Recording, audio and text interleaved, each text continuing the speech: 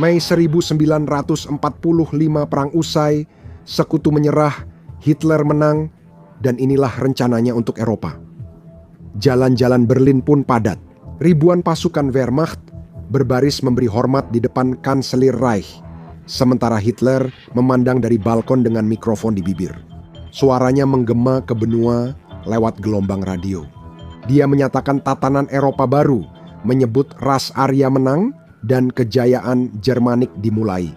Garis keturunan lemah dihapus agar yang kuat mewarisi bumi. Bagi pengikutnya, ini pidato kemenangan, tapi bagi lainnya, ini vonis mati. Saat konfeti berjatuhan di Berlin, perintah mulai dikeluarkan. Ini bukan hanya perayaan, tapi pengambil alihan, prioritas utama, menyingkirkan rezim lama. Para pemimpin sekutu, termasuk presiden, perdana menteri, dan jenderal, dikumpulkan di Borgol, lalu diseret ke Nuremberg.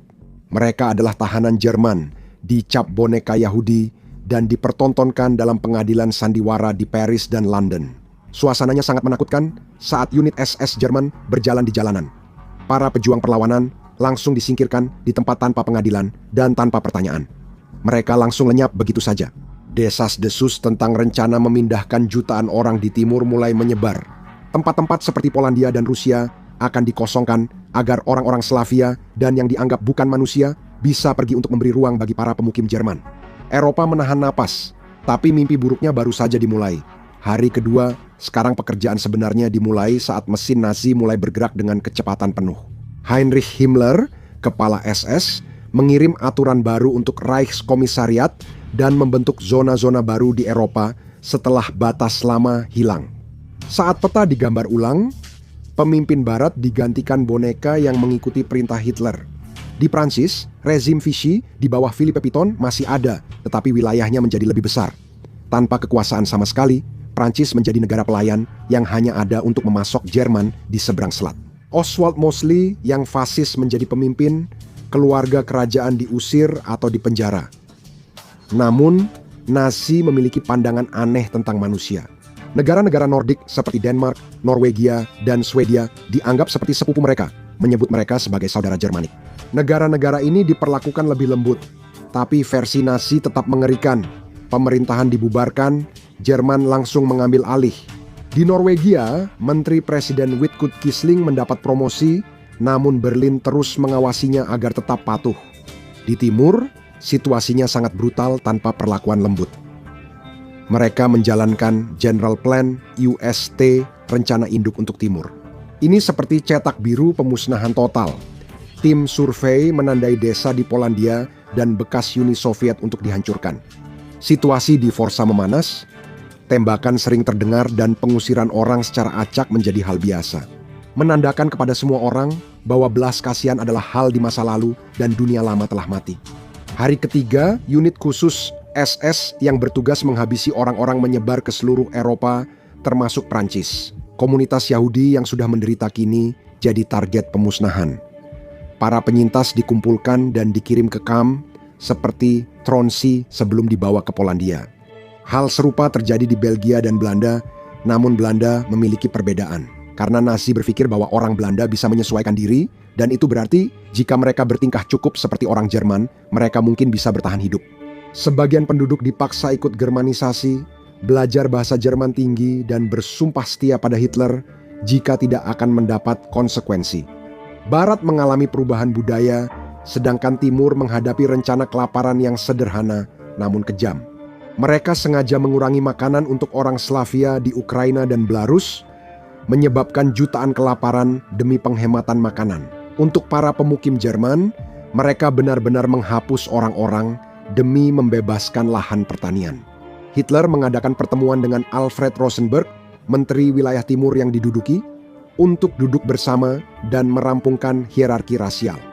Di puncak ada Jerman dan Nordik, lalu Arya lainnya. Di bawahnya Slavia, Yahudi, dan Romani yang direncanakan untuk diperbudak atau dilenyapkan. Namun, masalah lain yang membuat Hitler khawatir adalah kurangnya bayi Jerman. Jadi, mulai beredar usulan tentang pernikahan ganda, artinya mereka benar-benar mempertimbangkan untuk membiarkan perwira SS memiliki lebih dari satu istri. Mereka ingin masyarakat poligami untuk meningkatkan populasi ras utama.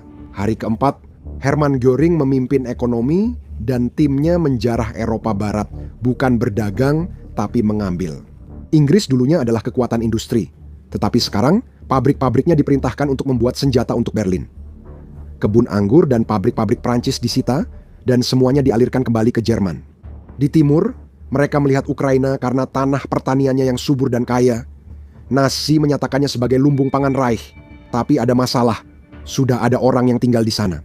Solusinya adalah mendeportasi 50% populasi puluhan juta orang, lalu menggantinya dengan Volksdeutsche, yaitu orang-orang berbudaya dan berbahasa Jerman. Mereka mengambil minyak dari Kaukasus dan nikel dari Ural, sehingga semuanya diberikan kepada tentara Wehrmacht.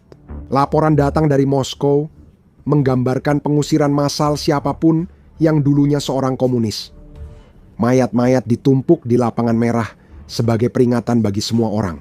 Jam malam diberlakukan di mana-mana dan para penduduk harus selalu menunjukkan identitas untuk membuktikan bahwa mereka berasal dari ras yang benar. Eropa sedang berubah menjadi penjara. Siang, Joseph Goebbels, Menteri Propaganda, meluncurkan kampanye di benua untuk mengendalikan pikiran orang-orang. Mereka menyalakan api unggun besar dari Athena ke Oslo, membakar buku-buku. Nazi membakar ribuan karya penulis Yahudi, komunis, dan pihak yang dianggap busuk demi menghapus sejarah. Nazi menentang kekristenan karena mereka menganggapnya lemah dan mencapnya sebagai konspirasi Yahudi. Gereja ditutup, sebagian diubah jadi kuil Nazi agar rakyat menyembah negara, bukan Tuhan. Sebenarnya, ini lebih dari sekadar itu. Himmler ingin mengubah jiwa manusia, membawa obsesinya pada hal gaib ke tingkat lebih tinggi dengan menjadikan Kastil Widelsburg pusat dunia bagi SS. Dia membayangkan agama baru berbasis mitos pagan yang dipelintir, mengganti salib dengan swastika dan Alkitab dengan Mein Kampf. Kemudian mereka membentuk ONNRB, sebuah organisasi pseudoscience yang dikirim ke Tibet dan Timur Tengah untuk mencari relik kuno seperti Holy Grail dan tombak takdir di tanah Slavia. Sekolah berubah karena tidak menginginkan orang pintar, hanya budak. Anak-anak diajarkan 3 hal: ketaatan, berhitung sampai 500, dan bahwa Tuhan memerintahkan kejujuran. Bagi orang Jerman, sejarah, sains, dan sastra tidak ada. Eskalasi terus berlanjut saat Himmler, Komisaris Reich untuk konsolidasi kebangsaan Jerman, atau Reichskommissar für die Festigung des Deutschen Volkstums, mulai menculik anak-anak dari Polandia dan Ukraina. Mereka menargetkan anak-anak yang memiliki ciri-ciri Arya seperti rambut pirang dan mata biru, menculik mereka dari orang tua mereka dan mengirim mereka ke Jerman. Anak-anak ini diberikan kepada keluarga Jerman untuk dibesarkan sebagai Nazi sejati dalam program penculikan yang disponsori negara. Beberapa orang masih diam-diam melawan, tapi SS merespons brutal. 1 tentara Jerman terluka, seluruh desa dibakar. Mereka memerintah dengan ketakutan. Hari ke-6 dan 7, seminggu setelah kemenangan, kebahagiaan di Berlin lenyap diganti kenyataan suram. Di negara Baltik, sensus menunjukkan 85% warga Lituania dan Latvia dianggap tidak layak dan dideportasi ke Siberia. Di Ukraina Barat, 65% penduduk terancam pengusiran atau kematian. Hitler sibuk mempelajari rencana arsitektur Germania. Ini rencana membangun kembali Berlin sebagai ibu kota dunia. Dia merancang aula berkubah sangat besar agar Basilika Santo Petrus tampak kecil, serta gerbang kemenangan 3 kali lebih besar dari di Paris demi egonya. Namun di balik arsitektur mewah, ada darah. Saat tempat-tempat seperti Auschwitz dan Treblinka diperluas menjadi pabrik pembantaian industri, sebelumnya mereka menargetkan orang Yahudi. Tetapi sekarang mereka memproses orang Slavia dalam jumlah besar. Mesin itu berjalan tanpa henti, 24 jam sehari, 7 hari seminggu. Eropa lebih suram dari sebelumnya, dengan kelaparan melanda timur dan kamp kerja paksa penuh di barat. Minggu pertama telah berlalu, dan jutaan orang sudah menderita di minggu kedua. Seiring hari-hari berubah menjadi minggu, rencana-rencana itu berubah dari kejahatan menjadi kegilaan total. Ostarbeiter rencana umum meningkat saat zona pemerintahan umum Polandia meluas ke Rusia. Mereka menargetkan 75% orang Polandia untuk disingkirkan. dengan menggiring jutaan orang ke zona kelaparan, sementara yang lain dibunuh dengan gas. Kota baru bernama Verdorfer atau Desa Pertahanan muncul sebagai benteng di wilayah musuh, menampung 300-400 keluarga Jerman bersenjata berat. Tugas mereka menekan warga lokal dan mengolah tanah. Di Belarus, 75% penduduk dinilai tidak layak, sehingga mayoritas menghilang. Himmler memerintahkan pemindahan melalui kerja paksa. Bangsa Slavia membangun infrastruktur hingga tumbang. Eropa Barat juga tidak aman, karena Belanda dan Vlaam Belgia dianeksasi ke Duitsland dan budaya mereka dihapuskan. Prancis terpecah, Brittany jadi negara boneka, Alsace-Lorraine milik Jerman, sehingga negara terbagi-bagi. Bisikan soal solusi akhir bagi non-Arya mulai menyebar di minggu ketiga dan keempat. Di Ukraina, semua gandum disita untuk menciptakan kelaparan buatan yang lebih besar dari Uni Soviet, dengan tujuan melenyapkan 30 juta orang di Baltik lewat kelaparan. Genetika jadi obsesi baru. Dokter Nazi memeriksa orang. Yang dianggap unggul boleh punya anak, sisanya disterilkan agar darah buruk hilang dari populasi. Di pegunungan Kaukasus, kelompok seperti Chechnya diberi sedikit kebebasan karena membenci Rusia. Nazi memanfaatkan mereka sebagai penyangga melawan penyintas Rusia. Tapi syaratnya, mereka harus menyingkirkan semua Yahudi dan komunis di wilayah mereka terlebih dahulu. Rencananya jadi makin gila ketika Hitler menyetujui undang-undang pernikahan ganda untuk SS, menuntut mereka memiliki beberapa istri untuk membiarkan ras super.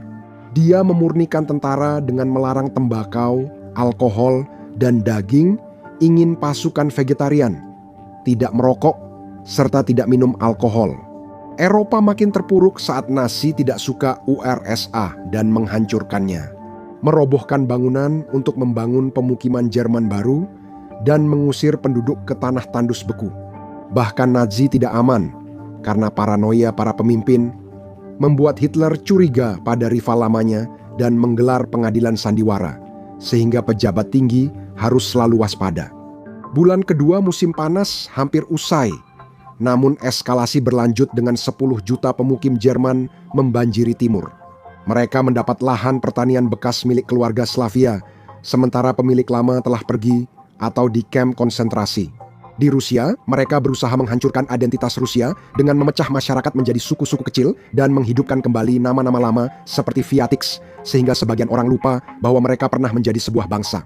Mereka mengusulkan nama Moskow diganti Osgog agar kota itu menjadi kota Teutonic mitos. Holocaust semakin meluas karena populasi orang Yahudi hampir sepenuhnya dimusnahkan, sehingga mereka memperluas target untuk mencakup orang Romani, penyandang disabilitas, dan lainnya dalam pemusnahan yang sistematis.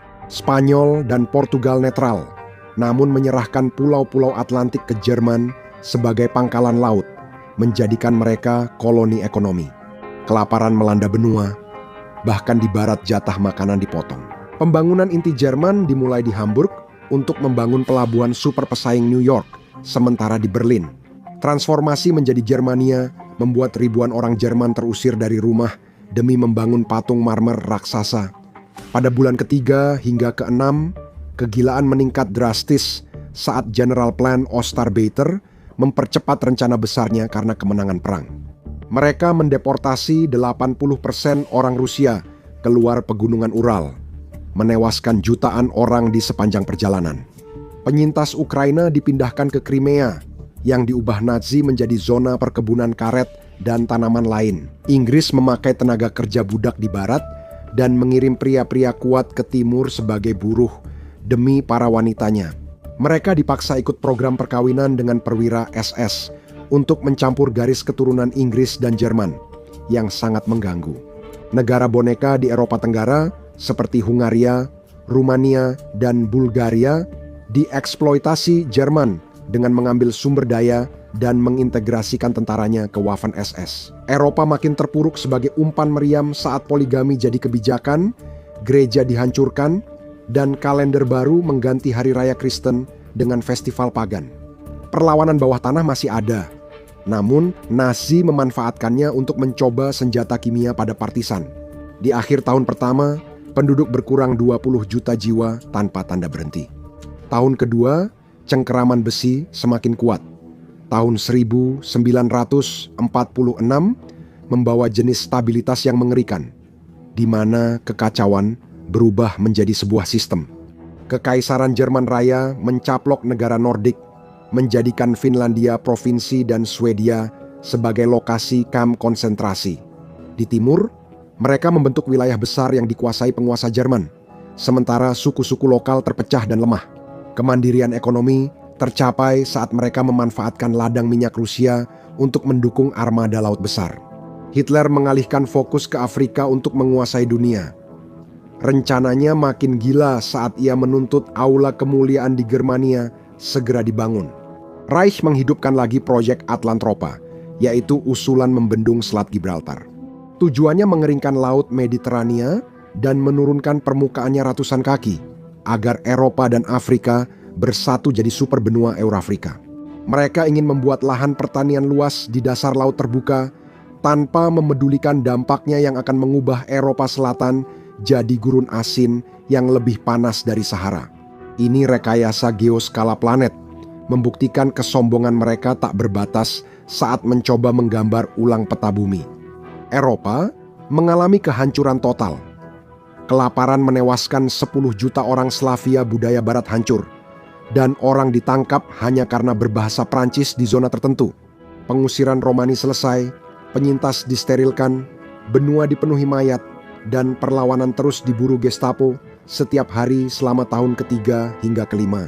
Tahun 1948 kengerian meluas seperti penyakit. Rencana umum Ostarbeiter hampir selesai tahap pertama. Sebanyak 60 juta non-Jerman dipindahkan atau diusir, digantikan pemukim Arya di desa-desa yang diperkuat. Kota bangkit dari reruntuhan, München membangun menara obelisk, dan Hamburg memiliki cakrawala futuristik di atas puing-puing. Hitler ingin memperluas poligami bagi Arya guna meningkatkan populasi untuk perang melawan Asia dan Amerika. Di Eropa, kematian akibat kerja paksa melebihi 12 juta jiwa. Setiap tahun, mereka melakukan eksperimen genetika besar-besaran, memaksa sterilisasi pada orang Eropa Barat yang dianggap inferior, serta menculik ratusan ribu anak. Kekristenan dilarang total dan diganti pemujaan Führer, menjadikan Hitler seperti Tuhan. Retakan internal muncul saat SS kewalahan, memicu pemberontakan yang diatasi dengan mengarahkan kamar gas ke tentara mereka sendiri yang tidak patuh. 1950-an, saat 50-an datang, tatanan baru semakin kaku dan teror menjadi biasa. Eropa Timur digermanisasi sepenuhnya, membuat orang Slavia yang tersisa menjadi pelayan buta huruf tanpa pengetahuan sejarah mereka. Boneka barat seperti Prancis makin terpecah setelah negara baru Burgundi dianeksasi sebagai zona penyangga. Nazi membangun pangkalan besar di Azores untuk menghadapi Amerika dan membagi Afrika dengan Italia. Namun, Eropa hancur tanpa bisa diperbaiki lagi karena kelaparan dan penyakit melanda penduduknya, serta pembersihan menewaskan 50 juta jiwa lagi. Rencana-rencana itu makin gila, seperti mengganti nama benua, menciptakan prajurit super, dan memicu perang abadi demi kekuatan manusia. Hitler menua di rumah pegunungan, tugas didelegasikan ke Himmler, sementara rezimnya membusuk oleh korupsi. Benua yang dulu berwarna dan beragam budaya kini jadi kuburan luas. Pada 1960-an, Eropa berubah jadi benteng distopia. Nazi meraih swasembada, namun akibatnya ekologi rusak, hutan ditebang, dan sungai tercemar pabrik yang dioperasikan budak. Kegilaan itu memuncak di tahap ketiga, yakni persiapan perang dengan Amerika Serikat. Saat mereka mengembangkan Amerika Bomber, pesawat untuk terbang melintasi lautan dan menjatuhkan bom nuklir di kota New York. Mereka memandang Asia sebagai bahaya kuning dan berencana mengkhianati Jepang setelah menaklukkan Tiongkok. Namun, perluasan berlebihan memicu pemberontakan. Sementara senjata nuklir curian dari sekutu sedang dibangun, meningkatkan risiko kehancuran global. Eropa menjadi simbol ego berlebihan. Tempat eskalasi terus berlangsung dan rencana berubah jadi kejahatan, hampir memadamkan cahaya kemanusiaan. Ini adalah dunia beton abu-abu, seragam hitam, dan pertumpahan darah. Sekarang, Tontonlah seperti apa sebenarnya hidup di bawah Hitler, atau klik video ini sebagai gantinya.